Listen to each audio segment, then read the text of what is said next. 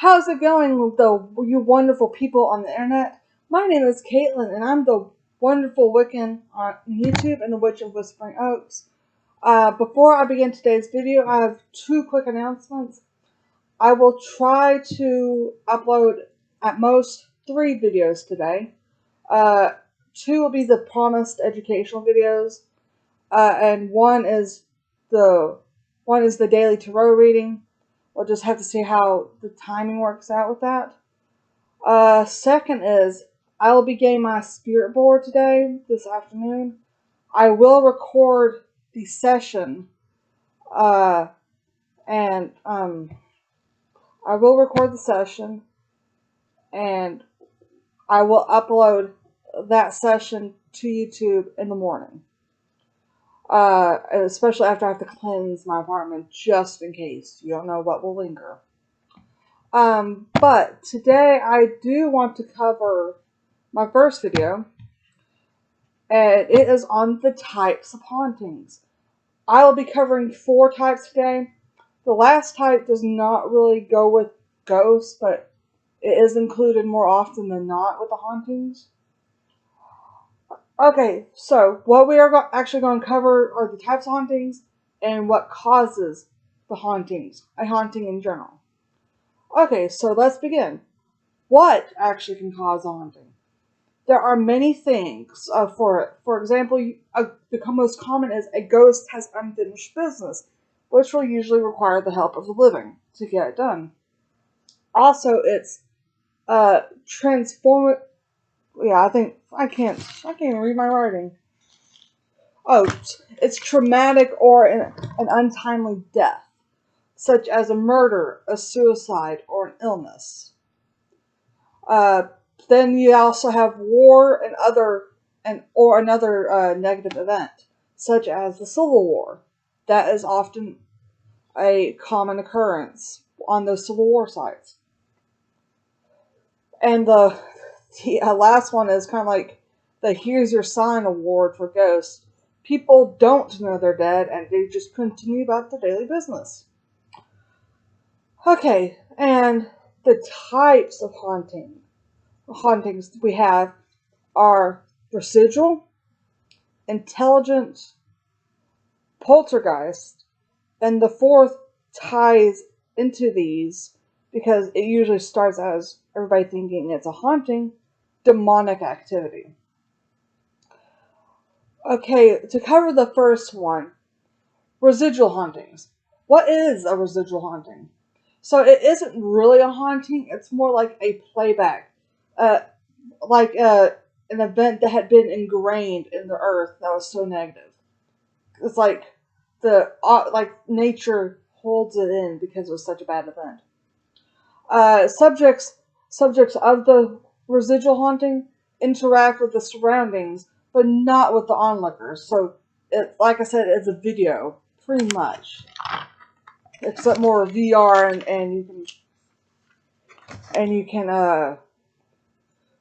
it's really, really weird. I mean, like, it's there, but it's not there, if you get what I'm saying. So what actually causes these? Like I said, it was an intense emotional energy. For example, like the Civil War battle sites. Those actually, I mean, everybody knows the Civil War was so bloody. That's why all those spots, all or most of those spots, are haunted, have the residual hauntings. And what's weird about it is, those hauntings can be experienced with all 5 senses: sight, hearing, taste, touch, smell. Like, you can smell gunpowder, for example, or someone touching you, or you can hear footsteps. You can see, sometimes you can see what's going on, like the soldiers, for example. The second type of haunting is kind of the reverse of residual. It is the intelligent haunting. Because it's the opposite of, like I said, it's the opposite of residual. They are trying to get your attention. Because if they definitely have unfinished business, they need your help to get it done. And that does require someone who is sensitive to the other side. a lot of the times it's children and animals that are more open to the paranormal. Uh, but with me, my case, I've always been open to the paranormal.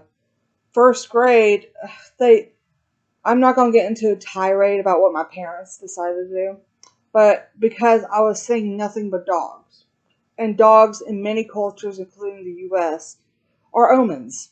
For example, I once saw a golden retriever run down the center of the aisle and sit by my teacher like a good dog, like a good boy. Uh, Later that year, she got pregnant. She told us she was going to have a baby, pretty much. That's it. She didn't go too much into that. Um, but yeah, that's it. I mean, kids, kids are more open to it, and they'll try to tell you that they're seeing something. And until the adults actually experience it, they'll be in denial. The third type of haunting is poltergeist. Uh, Poltergeist actually is German for noisy ghost. Polter as in noise, and Geist as in ghost. With them, the activity can range from playful and mischievous to malevolent. Now, a lot of people say that the Bell Witch was a poltergeist, but she's more of a haint. If I'm to refer to Southern lore, haint is like a not like a ghost of a witch, but like a how do I put it? Like a magical ghost, I guess. I think that's the only. I mean, ghosts are magical, but more magical as in the magic with a CK type ghost. Um, and actually, the cause of poltergeists are angry, angsty, troubled teenagers that are holding back anger, or they're troubled in some way, like after a traumatic move or something like that. That usually causes it. And usually they act. Usually, most of the time, they go away and maybe pop up once or twice, or just go away and forever. And the last one, I'm going to put up a disclaimer about this one. Do not attempt to handle on your own. Demonic, demonic hauntings. Now everybody knows. Everybody knows, unless you're unless you've been living under a rock for your whole life, who the Warrens are, Ed and Lorraine Warren. Ed was a demonologist. Lorraine, who passed a couple years ago, was a medium, a psychic medium. And they did many cases on demonic possession. There are actually 3 steps to demonic possession. And this is where it ties into the hauntings with the first part.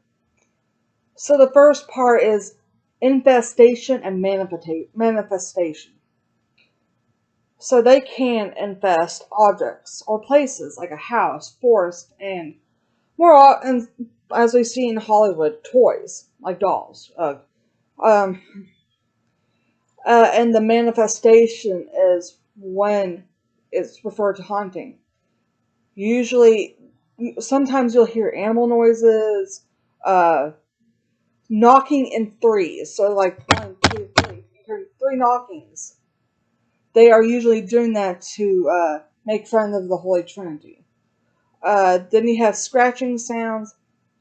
Other other things that people have experienced are feeling hot spots, kind of like the opposite of cold spots ghosts. You feel hot spots. And people have said they smelled either a sulfuric smell or the smell of rotting flesh. And the second part is when it's like a full frontal attack. Not It's called oppression. They are trying to physically and mentally break the victim down to where they can possess them. They are trying to break down their self-worth, their self-esteem, their faith. They're trying to break their faith in whatever deity they believe in.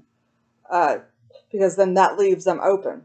Like in the movie The Rite, the priest, the exorcist, was doubting when the girl the pregnant girl was killed by the demon Baal. And that led to him being possessed by Baal. And then the last step is when is the worst case scenario, full possession. These can be This can be experienced by, for example, the person speaking languages that they do not know, like say a person in Africa who is not of European descent starts speaking full blown English. That's it. It's like if I was possessed and I don't know German, if I started speaking German fluently, yeah, then we'd have to be worried about that, especially if I haven't been taking classes for years. I'm fluent in ASL and French. That's it. Um, and knowing things that you cannot possibly know. Like another example is in to prove to the boy that was under his tutelage, uh, the priest asked the pregnant girl what amount of money he was holding in his pocket, and the girl answered correctly because she had no way of knowing that. I will reiterate: do not handle on your own. Uh, get. I really don't like to say this, but I mean, because you have no other choice, get a Catholic priest. But remember, they will do everything to make sure it is not a mental illness. There is sometimes I can mix up between being mentally ill and demonic possession. And when it's been misdiagnosed as possession, it tends to end in death for the person, which I am very sad to say about that. But that is today's video. I will be posting another one shortly. Until then, everybody have a great day. Blessed be. Bye.